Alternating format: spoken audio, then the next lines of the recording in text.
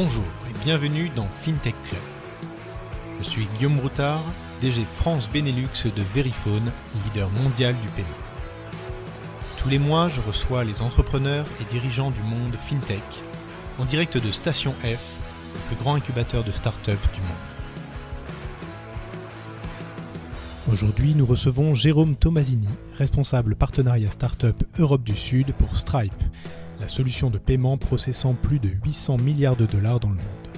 Nous allons parler de leur vocation d'augmenter le PIB d'Internet, de la fintechisation du monde SaaS, du digital donnant une voix à ceux qu'on n'entend pas et de bien d'autres choses encore. FinTech Club, c'est parti. Bonjour Jérôme. Bonjour Guillaume. Bienvenue dans FinTech Club. Merci beaucoup de me recevoir. Édition spéciale aujourd'hui, car figurez-vous qu'on est en direct de la Maison de la Mutualité, en direct de la 8e édition de FinTech Révolution, l'événement incontournable organisé tous les ans par France FinTech. Donc un grand merci à toute l'équipe de France FinTech. Et donc Jérôme, est-ce que tu peux commencer par te présenter ? Oui, alors je m'appelle Jérôme Tomasini, je travaille chez Stripe et je suis responsable des partenariats avec les investisseurs. Très bien. Est-ce que tu peux, même si je suis convaincu et persuadé que la majorité de nos auditeurs savent ce que fait Stripe, mais est-ce que tu peux quand même nous réexpliquer en quelques mots l'histoire de Stripe, ce que fait Stripe principalement aujourd'hui ? Bien sûr. Alors Stripe, c'est une entreprise qui a une quinzaine d'années à peu près maintenant aujourd'hui, qui a été fondée par deux fondateurs irlandais, qui est à la fois européenne et américaine dans sa culture et dans sa structure. Et c'est surtout une entreprise qui fait de l'infrastructure de paiement pour les entreprises. Les entreprises de toute taille, que ce soit des grands groupes, mais aussi des startups. Effectivement, donc une solution de paiement, si on veut résumer un petit peu. Pour commencer, oui. Pour commencer, qui a commencé véritablement sur l'e-commerce. Exactement, dans un premier temps, qui a vraiment connu une percée assez rapide, assez fulgurante. Tout à fait, ouais. Alors, tout a commencé chez Y Combinator, comme souvent. Un passage obligé, ou en tout cas un passage significatif qui révèle souvent des grands talents. Donc ça, c'était en 2010. Et ensuite, tout s'est accéléré assez vite, des levées de fonds avec des grands business angels ou des fonds vraiment de renommée internationale comme Sequoia, Peter Thiel, ex-fondateur de PayPal quand même. Et donc des levées de fonds à peu près tous les ans, 2 millions en 2011, 20 millions en 2012, 150 millions en 2016 avec Google qui rentre, et puis une valo qui s'envole pour atteindre, il y a 2 ans à peu près, frôler les 100 milliards de valo. Donc une histoire assez incroyable, effectivement, fondée par deux frères. Deux frères irlandais qui, en fait, ont développé assez jeunes, à 18 ans, une première entreprise qu'ils ont revendue. Et c'est en construisant cette entreprise qu'ils se sont aperçus que les paiements n'étaient pas aussi évidents que ça pour des entrepreneurs et pour des développeurs notamment. Et c'est ça qui leur a donné l'idée de développer en fait, Stripe et de permettre à des développeurs notamment de pouvoir intégrer des solutions de paiement dans des startups. Et c'est ça qui a été le point de départ et c'est aussi, je pense, une bonne leçon pour tout entrepreneur, c'est cibler une niche ou cibler une type de personne qui est mal servie par les solutions existantes ou qui en est très très peu satisfait pour aller proposer une expérience qui est beaucoup plus agréable, intuitive, rapide, fiable. Une approche effectivement assez atypique, plutôt que d'approcher des clients directement, des e-commerçants. Ils ont décidé de passer par la porte des développeurs. Parce que la solution était relativement libre et ouverte, avec des API ouvertes. Tout à fait. Qui permettaient le développeur de customiser un petit peu sa solution en fonction de ses besoins. Tout à fait. Ils étaient eux-mêmes développeurs, donc en fait ils ont ressenti le besoin et le problème de manière très intime. En intégrant Y Combinator, ils ont aussi fréquenté d'autres entrepreneurs qui ont rapidement eu le même problème et accepter de l'argent, c'est un peu le nerf de la guerre quand on construit une entreprise, parce que sans argent, il n'y a pas de revenus, il n'y a pas de revenus, il n'y a pas de croissance, il n'y a pas de croissance, il n'y a pas d'investissement. Donc tout se combine comme ça. Et donc très rapidement, ils ont réussi à trouver ce besoin, cette niche, et ils ont proposé une solution un peu différente, puisqu'on ne propose pas une solution à un développeur comme on la propose à un autre type de personne. Et les développeurs, ils sont sensibles notamment à la facilité d'intégration, à la documentation du code. Et c'est aussi ça quelque chose qui est très, très singulier chez Stripe. La documentation est en ligne. Et tout un chacun peut intégrer la solution. On a aussi maintenant des solutions qui sont en no-code ou en low-code pour permettre à des personnes qui ne sont pas forcément des développeurs aussi de se lancer. Mais on a commencé quand même avec ces développeurs et ce qui est assez fort avec les développeurs, c'est qu'ils ont quand même une forte voix au chapitre lorsqu'il s'agit de choisir des solutions techniques. Donc on les écoute. C'est aussi des prescripteurs. Quand ils sont contents d'une solution, ils ont une opinion assez forte et ils la partagent. Donc ça, le bouche à oreille a beaucoup joué aussi. Et puis ces personnes techniques, elles ont été aussi les chevilles ouvrières d'entreprises qui ont connu une croissance aussi météoritique que la nôtre au cours de la dernière décennie. Et certaines de ces boîtes qui ont commencé à 2-3 personnes sont désormais cotées en bourse aussi. Et ça a permis à Stripe de grandir avec elles. Donc c'est tout un écosystème qui s'est propulsé vers le haut. Et Stripe a été la courroie de transmission de ces entreprises et aussi un peu leur équipementier un peu digital. Et aujourd'hui, donc, Stripe communique sur plus de 800 milliards de dollars traités par an. Donc là, on atteint quand même des sommets assez vertigineux dans plus de 45 pays. La cible première, donc l'approche, on l'a compris, c'était les développeurs. La cible, c'était plutôt des petits sites e-commerce à la base, où vous êtes rapidement entré en contact avec des plus grands sites, plus institutionnels, ou plus tard même des plateformes. Comment s'est fait l'évolution Tout à fait, on a commencé de manière simple, comme toute start-up doit le faire, c'est-à-dire très focalisé sur une type de personne et aussi un produit qui est le plus simple, mais le plus apprécié possible. Il vaut mieux être aimé fortement par certains que tièdement par beaucoup. Et donc ça a permis de créer ce momentum. Et aux États-Unis, la manière dont le paiement s'effectue, il se passe beaucoup par la carte. C'est la méthode de paiement préférée, que ce soit en B2C ou en B2B. Ce n'est pas du tout le cas en Europe. Et ce qui est fascinant avec l'univers du paiement, c'est que c'est éminemment local. Encore une fois, en Europe, c'est beaucoup plus fragmenté, mais aux États-Unis, c'est la carte. Et donc, la devise de Stripe à l'époque, c'était comment intégrer et accepter des paiements avec 5 lignes de code. Donc cette capacité à faire ça simplement pour accepter ces paiements et démarrer rapidement. Donc ça a commencé avec les développeurs, forcément avec aussi des types de business models qui passaient par la carte, qui passaient par un certain volume de paiement en termes de nombre de paiements, puisque qui dit beaucoup de paiements dit de la complexité, donc un problème à régler.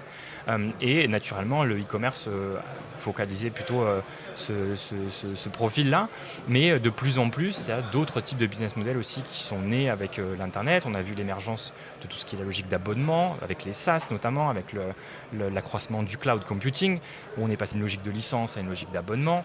Et donc tout ça a aussi son lot de complexité.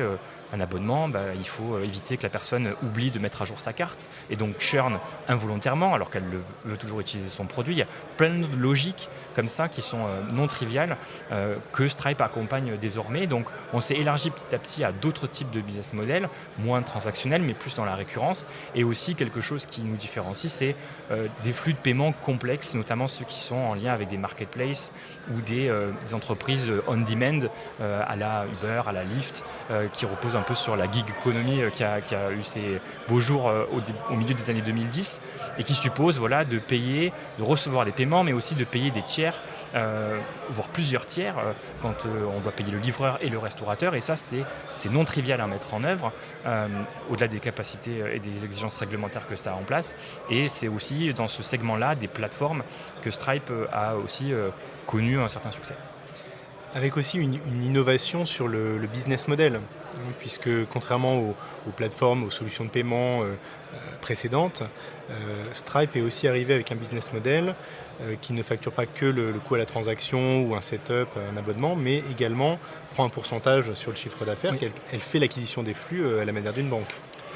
Oui, en tout cas, il y a un modèle qui est un modèle de paiement, en tout cas pour ce qui est notre produit de paiement, puisqu'on a d'autres produits SaaS qui ont des modalités de paiement différentes, mais pour les paiements, il n'y a pas, c'est à la transaction effectivement.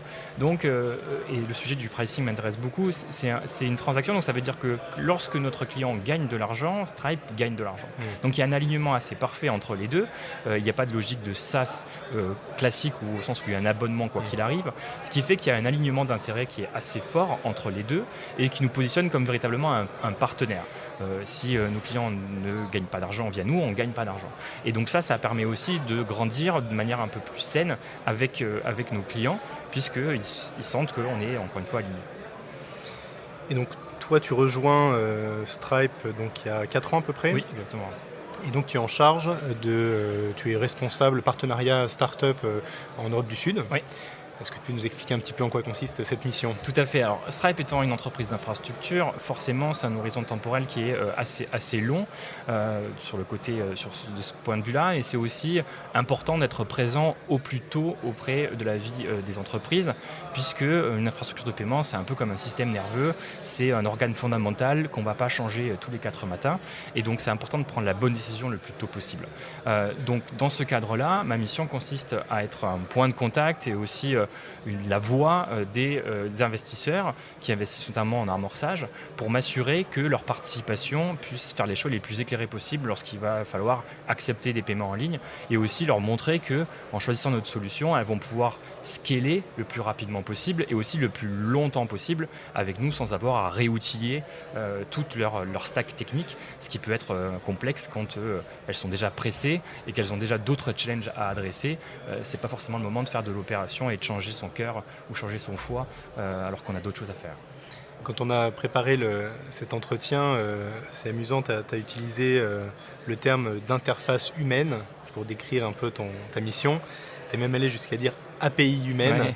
Ouais. Donc tu te vois vraiment comme ça, comme l'interface qui va connecter l'univers investisseur et start-up, mais avec pour objectif d'aider ces start-up à monter, tout comme tu le fais via les solutions Stripe. Exactement. Et performer et donc prendre leur envol rapidement. Tout à fait. Alors modestement, la beauté de Stripe, c'est qu'on fournit la même qualité d'infrastructure à une start-up qui débute qu'à un grand groupe.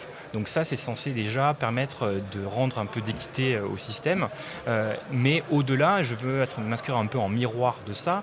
Donc au-delà de leur fournir des solutions qui sont les mêmes, c'est aussi leur fournir un accompagnement qui est de même niveau, que ce soit en termes d'accès à des personnes qui ont l'habitude d'accompagner ce type de start-up et qui ont l'habitude de faire face à ce type de challenge, de faire du networking avec elles, de leur donner les clés, les possibilités, de grandir le plus rapidement possible au-delà des solutions, parce qu'on veut vraiment se placer comme un partenaire de leur croissance. On a tout intérêt à ce qu'elles grandissent et qu'elles restent avec nous le plus longtemps possible. Et donc, encore une fois, il y a un alignement qui est assez fort avec elles et aussi avec leurs investisseurs, ce qui nous place dans une position plutôt intéressante pour créer en fait cette dynamique dans l'écosystème. Et donc tu t'es connecté à beaucoup de communautés start-up, donc Station F bien évidemment. Comment parce que tu es sur plusieurs pays, oui. Donc comment tu t'y es pris pour te connecter à ces différentes communautés, lesquelles, et puis comment tu les as animées petit à petit progressivement? Oui, la France était quand même dans l'Europe du Sud l'écosystème le plus mature aujourd'hui, on a quand même pas mal d'années d'avance. Startup Nation. Startup Nation, voilà, j'étais récemment à Turin pour l'Italian Tech Week et on sent quand même qu'il y a aussi une émergence de cet écosystème-là, mais qui est encore assez en développement. En Espagne, au Portugal, c'est pareil, mais on sent que ça bourgeonne et que ça SM parce qu'il y a un retour de talents, soit qui se sont exportés à l'étranger et qui reviennent dans ces pays-là, soit des entreprises qui commencent à avoir du succès et qui SM.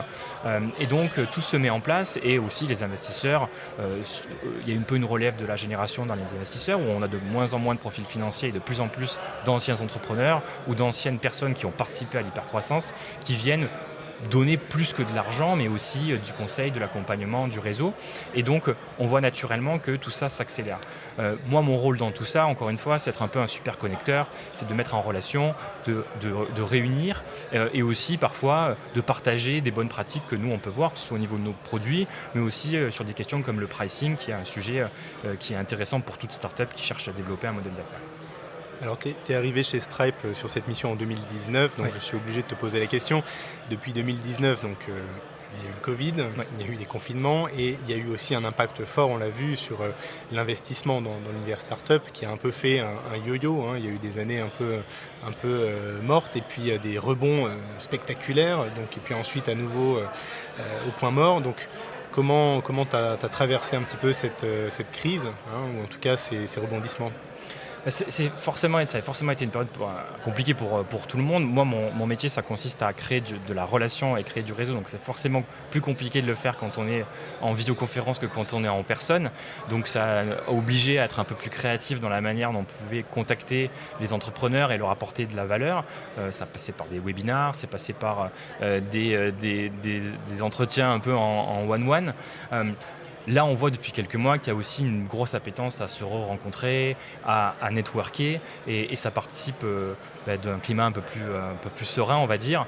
Pour ce qui est de l'état des lieux, des levées de fonds, on est dans des cycles. Les taux d'intérêt ont forcément un effet majeur sur tout le reste, notamment en late stage. Après, moi, ce que je vois en early stage, c'est quand même qu'il y a une forte résilience de l'amorçage, puisque de toute manière, il y a un gros niveau de risque, quoi qu'il arrive à ce moment-là, et que ça n'a pas vraiment été touché.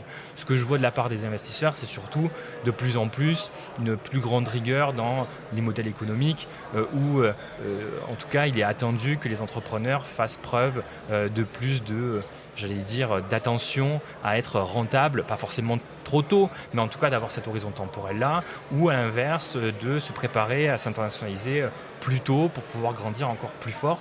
Donc ça, c'est un peu un retour aux fondamentaux de ce métier-là, qu'on avait peut-être un peu oublié, puisque l'argent était moins cher, et donc on pouvait se permettre un peu toutes les folies.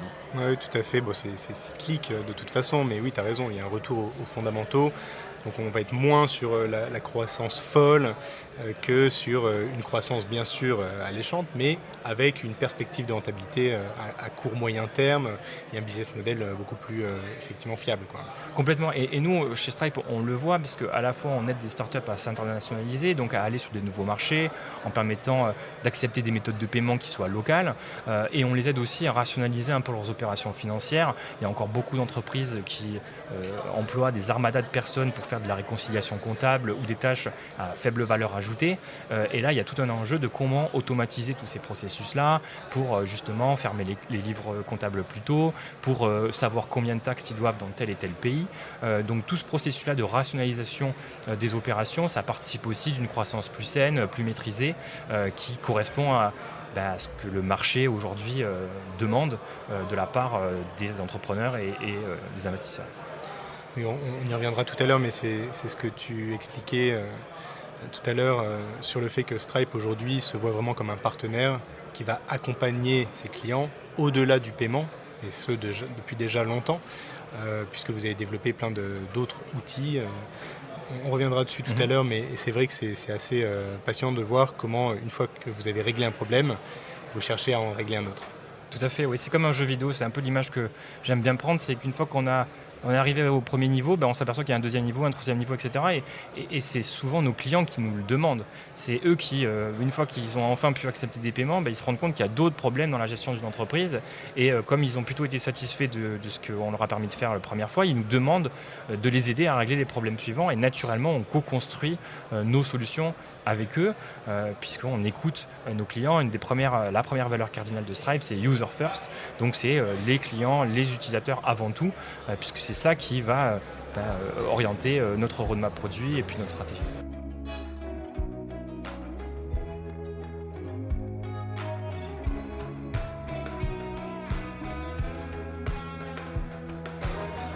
Très bien, écoute, je te propose de faire une petite pause et de revenir un petit peu en arrière pour revoir ensemble ton parcours, parce qu'il est assez intéressant aussi, et donc d'essayer de me comprendre comment tu es arrivé à cette expérience, cette aventure de Stripe.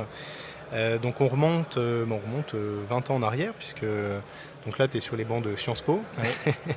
En 2002-2006, alors avec un passage quand même Erasmus.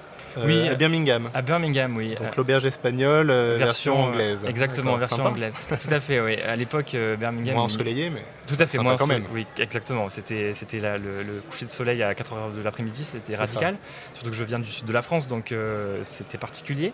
Mais à l'époque, l'université de Birmingham était connue pour ses études européennes, ce qui peut sembler un peu anachronique aujourd'hui avec le Brexit.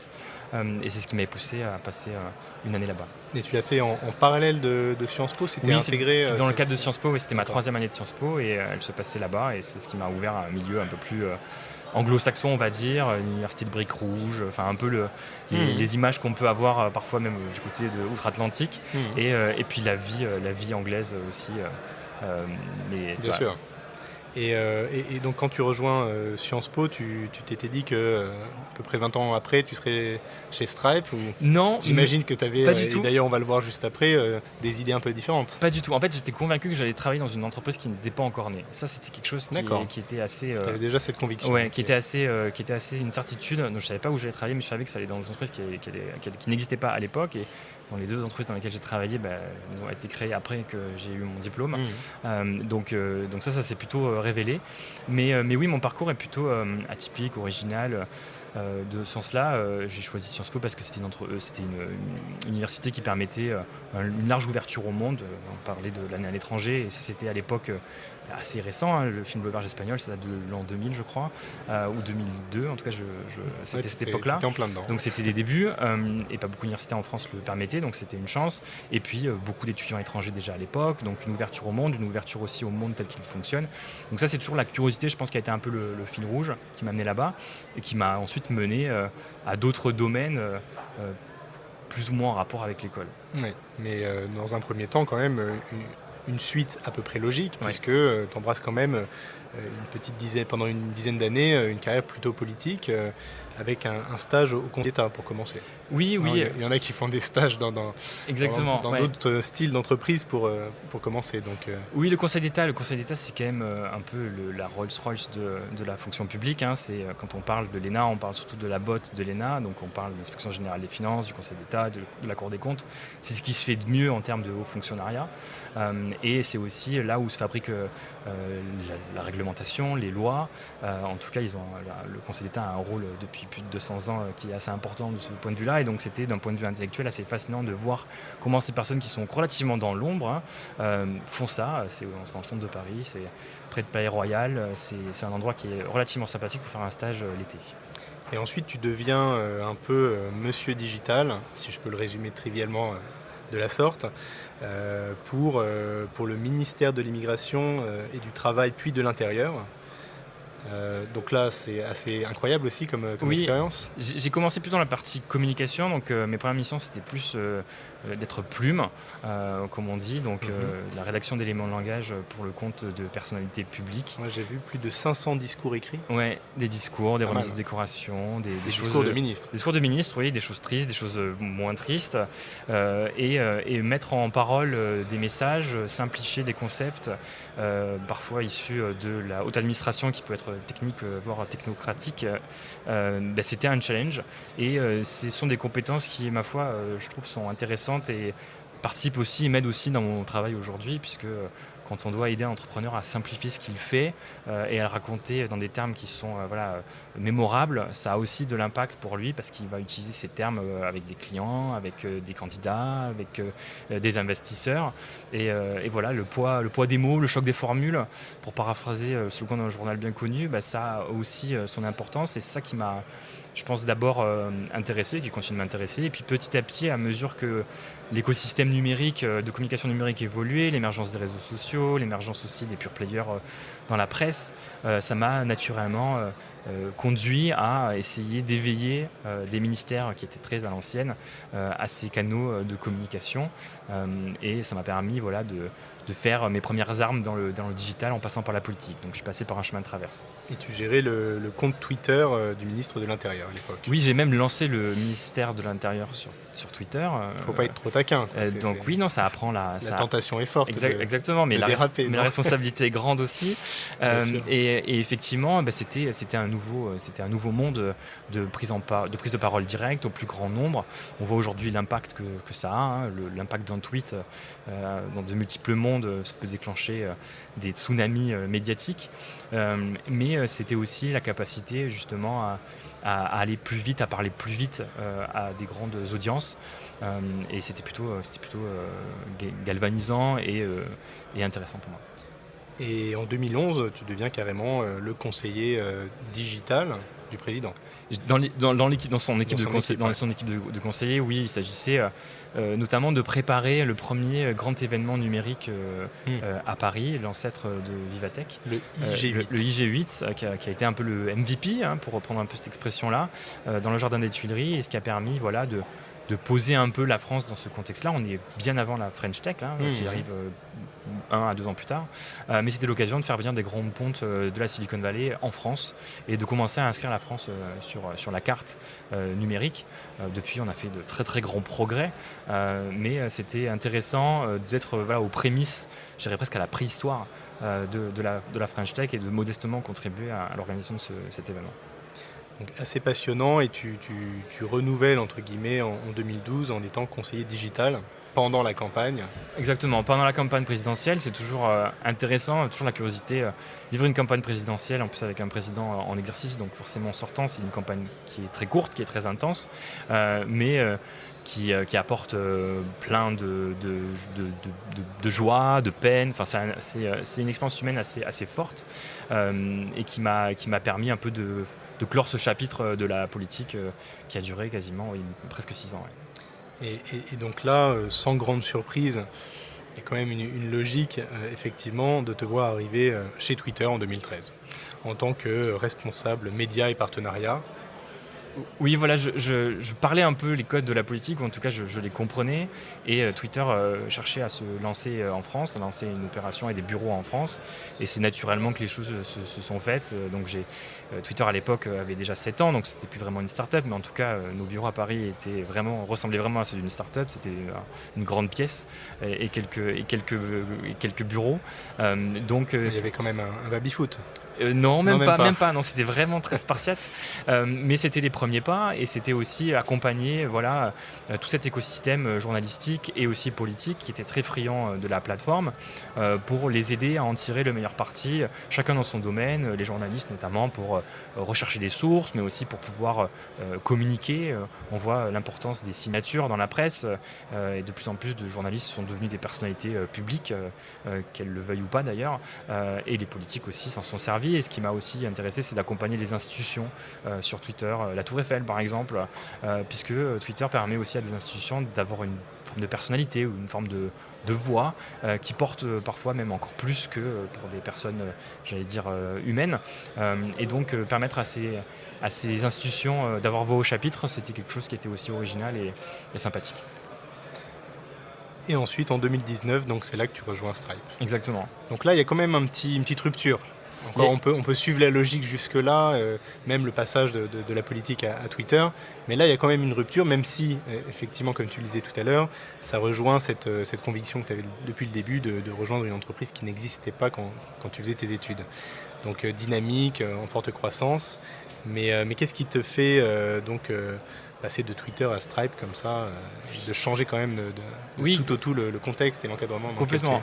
En fait, il y avait l'envie, après avoir fréquenté l'ancien monde, on va dire, pendant assez longtemps, même auprès de Twitter, c'était de voir un peu, de changer d'échelle et de passer de Gulliver au Lilliputien, et d'aller voir un peu comment se fabriquer et se financer le monde d'après. Donc d'aller au plus près des entrepreneurs, des investisseurs, qui sont assez peu connus du grand public, et de voir un peu comment ils envisagent les choses et comment ils bâtissent les futures entreprises iconiques de demain, et d'être un peu partie prenante de cette histoire. Il y a un petit côté Tocqueville dans tout ça, dans chacune de mes aventures, c'est d'être là à l'endroit où ça se passe, et en même temps d'être curieux et de voir comment ça se passe, et ça m'a apporté beaucoup de bonheur. Effectivement, c'est un défi, puisque je sortais clairement de ma zone de connaissance ou de confort, mais c'est aussi comme ça qu'on grandit, en essayant d'aller un peu plus loin, et pour le coup c'est passionnant. Et puis bien sûr, Stripe est une entreprise qui est en forte croissance, mais aussi qui est une entreprise d'infrastructure. Donc notre but, c'est de permettre aux autres de créer et de se développer, et ça c'est aussi un fil rouge, c'est ce côté être au service des autres, pour leur permettre de déployer leur potentiel. Et ça, c'est quelque chose qui me tient beaucoup à cœur, et que Stripe contribue. On est souvent dans la coulisse, et c'est comme ça, et c'est normal, et c'est quelque chose qui personnellement me convient bien aussi. Ouais, c'est vrai qu'une fois de plus, en préparant l'entretien, j'ai été marqué par, quand on cherchait les points communs dans toutes tes expériences, par ce que tu viens de dire, le fait que quelque part, ce que tu voyais comme logique, c'était ce sentiment, cette volonté que tu avais, qui t'animait, d'être au service d'une communauté, de donner une voix à ceux que l'on n'entend pas toujours, et d'aider les entrepreneurs de manière plus large. Et c'est vrai que ce soit via la plume que tu utilisais quand tu étais en politique, ou les réseaux sociaux, que tu utilisais d'ailleurs aussi en politique, mais quand tu as rejoint Twitter, ou même via Stripe, qui est une solution de paiement, mais qui est plus que ça. Ce qui t'anime, c'est ça. C'est l'accompagnement, c'est être au service d'eux. C'est les autres, puisqu'au final, c'est souvent ce qui reste, hein, c'est ce qu'on emporte avec soi et c'est surtout ce qu'on donne. Et ça, effectivement, en tout cas, personnellement, mais ça a beaucoup d'importance. Et j'ai, je pense, inconsciemment ou consciemment, essayé de le trouver dans mes différentes expériences. C'est fascinant de parler avec nos utilisateurs et de voir combien on peut les aider justement à lancer un nouveau projet, lancer un nouveau produit, innover et voir qu'on vient supprimer des irritants qui auraient pu peut-être les pousser à ne pas le faire. Je parlais tout à l'heure des taxes et pour en avoir discuté avec plusieurs entrepreneurs, certains voulaient se développer dans différents pays.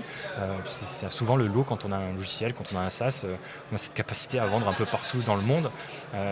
Et pour autant, parce que les taxes, ça reste un sujet complexe qui fait peur, ils n'osaient pas et donc ils se limitaient, ils n'y allaient pas.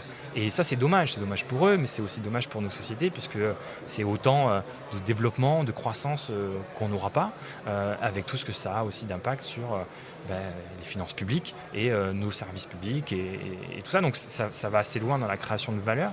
Et juste d'aider à débloquer ça, à désinhiber ça, ça peut paraître trivial sur le moment, mais ça a des ramifications qui peuvent être assez importantes. Et du coup, en termes de citoyen, là c'est le citoyen qui parle, c'est satisfaisant de pouvoir contribuer professionnellement à voir notre économie et nos entrepreneurs se développer et rayonner à l'international. C'est aussi ça la France, et donc c'est là où peut-être que je reboucle la boucle avec mon parcours politique du début et mon service de la patrie, on va dire. C'est cette fierté de voir les talents français rayonner et puis modestement d'y avoir contribué avec ma petite influence, quoi.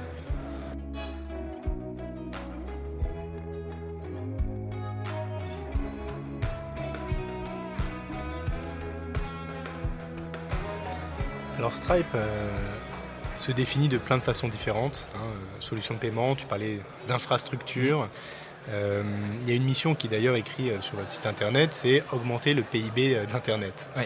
Je trouvais que c'était une formule assez intéressante aussi. Donc comment vous réalisez cette mission ? Cette formule en fait qui est ambitieuse, qui est là aussi pour inspirer et qui est là aussi pour rappeler qu'en fait on est au tout début de l'histoire. On baigne nous dans cet univers, mais si on dézoome, la révolution de l'internet a à peine une trentaine d'années, la révolution du mobile elle a une quinzaine d'années. On en est au tout début et on en est encore sans doute à la préhistoire. Il y a plein de pans de l'économie qui ne sont pas du tout digitaux ou numériques, pour utiliser la formule française, et qui peuvent être améliorés, rendus plus efficaces, rendus plus simples. Et il y a plein de choses archaïques qu'on considère comme acquises et inévitables et comme un peu une fatalité qui ne le seront pas pour nos enfants demain. Et donc participer à cette révolution numérique via Stripe, c'est important, et donc c'est permettre justement le déploiement des énergies, permettre à des personnes qui veulent lancer un nouveau service de le faire facilement, qui veulent lancer un nouveau modèle d'affaires de le faire facilement. Donc c'est vraiment débloquer ce potentiel pour faire en sorte que le gâteau grandisse. Et c'est la particularité de Stripe, je le rappelais au début, on est au service des grands groupes, mais aussi on est au service des startups. Et ça, en fait, c'est souvent très compliqué à faire, puisque ça suppose des cultures d'entreprise relativement différentes. Il y a assez peu d'acteurs qui sont capables de le mener à bien, mais c'est ce qui fait aussi notre singularité, c'est qu'on n'est pas juste là pour optimiser, on n'est pas là juste dans une logique malthusienne, on est convaincu que le gâteau peut grandir et doit grandir. Et donc notre rôle, c'est aussi de faire grandir ce gâteau, de faire grandir cette économie de l'Internet, et pour ça, il faut amener de plus en plus de personnes à entreprendre, et pour ça, on veut faciliter les choses, que ce soit de lancer ou d'enregistrer son entreprise dans le Delaware. On peut le faire, on a un service qui permet de le faire sans passer par une armée d'avocats, que ce soit pour accepter des paiements en ligne en quelques minutes, que ce soit pour lancer un nouveau modèle d'affaires. Encore une fois, le but, c'est de faire en sorte que ce soit simple, et pour celles et ceux qui ont connu l'époque il y a une dizaine d'années où c'était très complexe et compliqué, ils mesurent le chemin parcouru. C'est vrai que c'est une solution simple donc à mettre en place, agile, que tu peux customiser, complètement fluide et transparente au moment du paiement, presque invisible. et qui permet aussi, via sa simplicité et sa rapidité, d'augmenter en fait le taux de conversion, qui est un petit peu le Graal de l'e-commerce, Exactement. et donc le chiffre d'affaires de l'e-commerçant. Oui, tout à fait. C'est d'ailleurs en ligne avec un lancement de produit qu'on a réalisé le mois dernier, c'est de comment optimiser cette conversion. Les e-commerçants, les marchands en général sur Internet déploient beaucoup de ressources et d'énergie pour amener leurs clients jusqu'au funnel d'achat et notamment jusqu'au formulaire de paiement. Et en fait, on s'est rendu compte que dans beaucoup de cas, il y avait de la perte de conversion et c'est dommage. Ils sont rentrés dans le magasin virtuel, ils vont presque payer, tout d'un coup ils disparaissent. Et donc ça représente à l'échelle un manque à gagner important. Et notre rôle, c'est aussi d'optimiser tout ça, de faire en sorte que l'expérience de l'utilisateur soit la plus fluide et la plus simple possible. Ça passe par exemple par le fait de leur permettre de payer avec la méthode de paiement qu'ils désirent. Quand un Français se retrouve à acheter chez un marchand japonais, le fait qu'il puisse utiliser carte bancaire, ça va le rassurer et ça va faire en sorte qu'il va payer. Quand un Tokyoïte fait la même chose, il va utiliser sa méthode de paiement locale et forcément ça va le rassurer et donc ça va l'inciter à aller au bout de son achat. Donc toutes ces choses-là qui, encore une fois, ne sont pas triviales puisque la méthode de paiement, c'est quelque chose de très culturel. On aide les marchands à les proposer. On propose même des modules d'A/B testing pour que dynamiquement, ils puissent tester différentes méthodes de paiement pour voir laquelle est la plus efficace. Et tout ça, ça passe par des partenariats, des relations avec les régulateurs, avec les différents systèmes de paiement en différents pays pour que nos centaines de milliers d'utilisateurs en France et nos millions d'utilisateurs dans le monde n'aient pas eux-mêmes à le faire et à réinventer la roue des paiements. Mais alors Stripe, c'est pas que Internet. Pendant longtemps, ça a été le focus premier de Stripe, aller capter les e-commerçants et leur proposer cette solution de paiement dont tu parles. Mais depuis quelques années, vous êtes aussi arrivé dans l'univers physique et en proposant donc une solution omnicanal. Oui, encore une fois, on a l'écoute de nos clients et certains nous disent Internet c'est bien, mais on a aussi des magasins physiques et on aimerait unifier un peu tout ça. On aimerait avoir un seul système pour gérer à la fois notre e-commerce et à la fois nos magasins. Et donc aidez-nous à le faire. Et donc on a lancé une solution qui s'appelle Stripe Terminal qui permet justement de faire ça.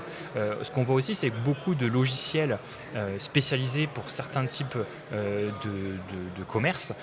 Je pense par exemple à des logiciels qui vont aider des salons de coiffure à avoir de la clientèle. De plus en plus veulent aller au-delà de ce premier produit qui est un produit d'appel pour pouvoir fournir d'autres types de produits à ces salons par exemple. C'est l'exemple que j'ai qui est Planity, c'est cet éditeur logiciel qui va aider notamment après en fournissant d'autres types de solutions. Ça peut être des solutions de type de carte, ça peut être des solutions de type de terminal de paiement, des solutions financières. Et ça c'est un enjeu majeur aussi pour nous et c'est là aussi où on retrouve un peu le cadre FinTech, c'est qu'on aide des éditeurs de logiciels à devenir des FinTech ou en tout cas à intégrer des produits financiers dans leur offre. Et ça, le terminal de paiement, ça fait partie de cette logique qu'on voit de plus en plus, qui est de permettre d'avoir aussi d'autres types de solutions qui peuvent être aussi offline. Et donc cette logique dont on parlait un petit peu tout à l'heure, d'intégrer quelque part de façon verticale chaque nouveau problème que vos clients vous remontent, ça vous amène à avoir aujourd'hui toute une suite de solutions au-delà du paiement, de services financiers pour gérer les taxes, pour gérer la facturation, la trésorerie. Et donc il y a une suite assez complète, c'est assez incroyable de voir à quel point vous êtes allé au-delà de cette solution de paiement. Complètement, et quand on reprend un peu l'histoire de Stripe, ça s'est fait de manière progressive et ces dernières années, il y a vraiment eu ce foisonnement de produits qui viennent adresser des problématiques différentes et complémentaires. Je dirais que Stripe, c'est une solution à la fois pour se lancer, donc accepter ses premiers paiements, potentiellement enregistrer son entreprise aux États-Unis, ce qui peut être intéressant quand on veut lever des fonds avec des investisseurs américains. C'est aussi une solution qui permet d'accélérer, puisqu'on peut à la fois optimiser ses méthodes de paiement, on l'a dit tout à l'heure, on peut aussi se lancer à l'international, on peut lancer de nouveaux types de lignes de revenus en ajoutant un abonnement, si on est une marketplace, ou à l'inverse, si on est un SaaS, ajouter une marketplace. Et la troisième chose, c'est vraiment cette rationalisation aussi des opérations dont on a un peu parlé tout à l'heure, qui va permettre d'automatiser des processus qui aujourd'hui sont peu efficients voire coûteux et qui vont drainer un peu les finances des entreprises et ralentir leur croissance. Donc c'est un peu ces trois aspects où Stripe, via son portefeuille de solutions, va pouvoir aider les entreprises et encore une fois on est à l'écoute de nos clients et c'est eux qui parfois de manière très vocale nous font savoir quel est le problème qui leur pose le plus souci et qui nous incite à le solutionner. Et pour reprendre une de tes formules encore, que j'aime beaucoup, tu parlais l'autre jour de fintechisation du monde, et en particulier du monde SaaS. Et c'est vrai qu'on voit beaucoup d'entreprises, de start-up, ou même d'entreprises moins récentes, se poser des questions, des bonnes questions, de comment se réinventer ou comment aller plus loin que son cœur de métier pour générer plus de valeur ajoutée pour leurs clients, plus de chiffre d'affaires. Et c'est vrai que la tendance qu'on constate de plus en plus, c'est pourquoi est-ce que je ne deviendrais pas aussi une fintech, alors qu'à la base j'étais un logiciel SaaS. Et donc ça, non seulement tu constates cette tendance, et tu l'accompagnes. Exactement, c'est une tendance de fond. Je parlais tout à l'heure un peu du côté préhistorique d'un point de vue digital à l'échelle du long terme de nos économies. On voit de plus en plus l'émergence de logiciels dédiés à certains types d'activités. Je parlais des salons de coiffure, on peut parler aussi des salles de gym et de plein d'autres à terme, les docteurs par exemple. On a plein de métiers comme ça qui vont se retrouver avec des solutions qui sont adaptés. On est parti de SaaS qui étaient horizontaux, qui s'adressaient à plein de cas d'utilisation, mais sans vraiment être très spécialisés pour chacun. Et à mesure que tout ça mûrit, on se retrouve avec des logiciels qui sont hyper dédiés à certaines activités, les vétérinaires et autres. Et inévitablement, ces logiciels cherchent à se développer. Et ça passe par, je disais tout à l'heure, soit de s'internationaliser, mais c'est parfois compliqué, mais soit aussi ajouter de nouveaux produits. C'est rare que des SaaS restent monoproduits pendant très très longtemps. Et donc inévitablement, ils songent à ajouter notamment des produits financiers. L'exemple un peu paradigmatique, c'est Shopify, qui a commencé comme étant un SaaS pour des e-commerçants, pour leur permettre de développer un site internet. Et aujourd'hui, la majeure partie de leur chiffre d'affaires est issue des produits financiers qu'ils distribuent à leurs e-commerçants, ce qui leur permet non seulement de gagner plus d'argent, mais aussi de rendre ces e-commerçants, j'allais dire, plus fidèles, pour utiliser un peu un euphémisme, dans leur écosystème, puisqu'une fois qu'on a son compte bancaire chez Shopify, qu'on a son prêt, qu'on a sa carte, etc., on a beaucoup moins d'intérêt ou de chances de s'en défaire et du coup de quitter l'écosystème Shopify. Shopify qui est un de vos partenaires historiques. Exactement, on a grandi avec eux, ils ont grandi avec nous et Tout à fait. c'est typiquement ce type de relation symbiotique qu'on a avec plusieurs de nos clients qui vont influencer notre roadmap et qui vont aussi nous aider à grandir. Et donc là, depuis 2 ans, comme beaucoup d'entreprises, start-up, malheureusement, et puis comme beaucoup d'entreprises de l'univers fintech, donc vous avez connu quelques turbulences, on va dire ça comme ça, quelques plans de licenciement. Je crois qu'il y a eu 14% des effectifs qui ont été remerciés. Une fois de plus, c'est une tendance malheureusement qu'on a constatée un peu partout.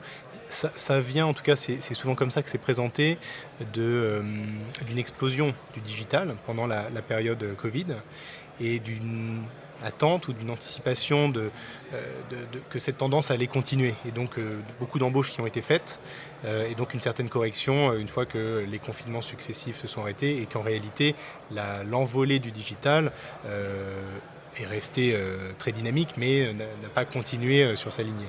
Complètement, on est sur une tendance séculaire quand même, et c'est juste que le Covid a été un peu une singularité où en fait en l'espace de quelques mois, la croissance s'est compressée, donc forcément il y a eu cet effet un petit peu de distorsion. Après, je pense que fondamentalement, quand on est entrepreneur, il faut être optimiste. Et on n'est pas entrepreneur si on n'est pas optimiste, parce que c'est déjà suffisamment dur comme ça. Donc il y a une forme de parfois suroptimisme qui peut laisser faire qu'on va surinvestir. Et naturellement, c'est le marché, il y a des corrections qui s'opèrent, ce sont des cycles. Quiconque a étudié l'économie le sait bien, et on revient à la normale. Et c'est ce qui se passe aujourd'hui. Mais pour autant, c'est un marché et c'est un secteur qui est en croissance tendancielle et qui, encore une fois, en est qu'à ses prémices, à mon sens. Bien sûr. Et il faut dézoomer et voir juste que c'est une petite variation dans une tendance qui est très très forte, très puissante. Tout à fait. Vu les pourcentages de croissance que vous affichez, c'est sûr que ce n'est pas la correction en tant que telle ou de la valorisation qui a un impact, alors qu'en toile de fond, il y a une super croissance qui est à la clé. Oui, et puis comme tu dis, toile de fond et parcours de fond aussi, c'est une aventure de long terme. Faire grandir le PIB de l'Internet, ça ne se fera pas en un jour. Et donc ça suppose aussi une logique de temps long, et ça équivaut aussi pour tout l'écosystème. Après, ce sont des moments pas forcément faciles à vivre, évidemment, d'un point de vue humain, mais les talents trouvent toujours après une maison.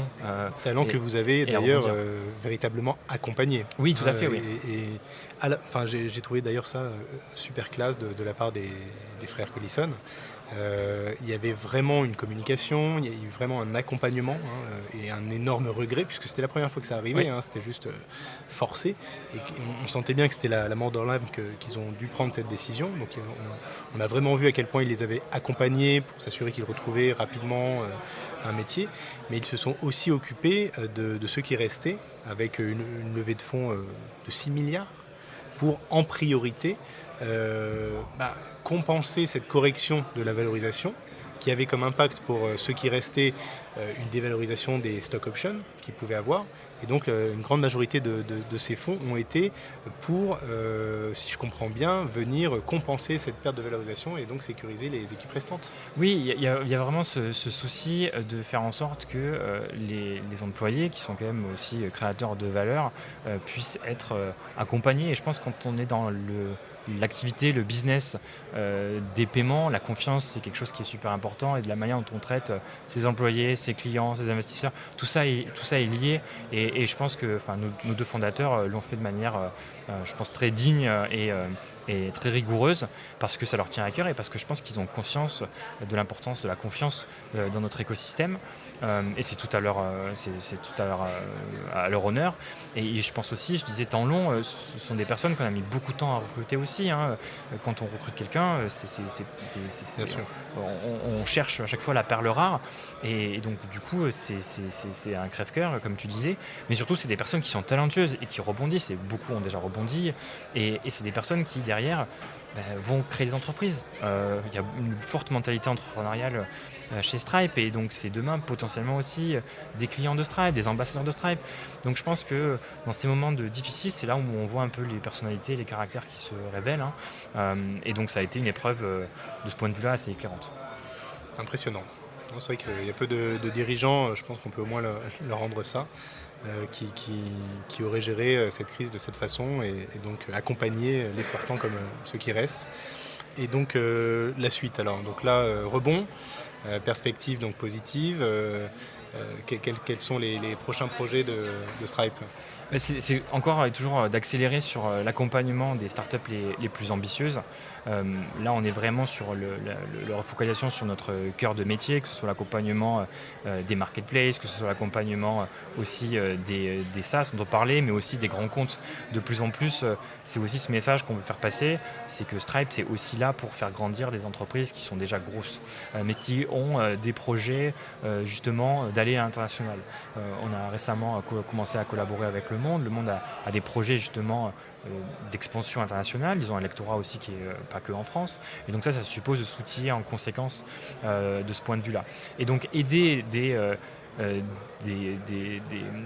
business qui sont déjà établis à aller vers cette transformation digitale, à aller vers ces projets qui veulent mener à bien, qui supposent souvent une logique internationale, ça fait partie d'un de nos enjeux, tout en s'assurant que les innovateurs soient toujours les mieux traités possibles chez nous.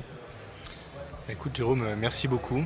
Merci à toi. Passionnant, plein de choses intéressantes. Je te remercie pour ton temps. Et puis écoute, je te souhaite bon courage et puis à très bientôt. Merci Guillaume. Merci, ciao.